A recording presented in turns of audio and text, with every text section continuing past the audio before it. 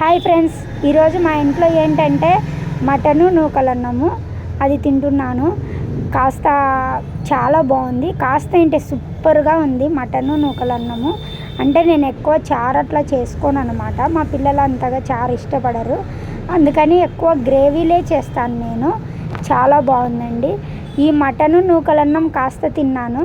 తిన్న తర్వాత మళ్ళీ అదే అన్నంలో కాస్త ధనియా పొడి, కాస్త ఉప్పు, కాస్త కారం, కాస్త వచ్చేసి ఆయిల్ వేసుకొని కలుపుకున్నాను. అది కూడా గుంటూరు కారం అండి.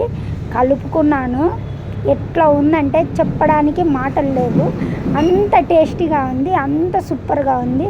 అది ఒక ముద్ద పెట్టుకొని ఒక ముక్క పెట్టుకుంటుంటే ఎట్లా ఉందంటే తింటుంటే మళ్ళీ మళ్ళీ తినాలి అనేంత టేస్టీగా ఉంది. ఒకసారి మీరు ట్రై చేయండి. చాలా బాగుంటుంది. చాలా ఇష్టపడి తింటారు. నా ఛానల్ నచ్చితే లైక్ చేయండి, షేర్ చేయండి, సబ్స్క్రైబ్ చేయండి.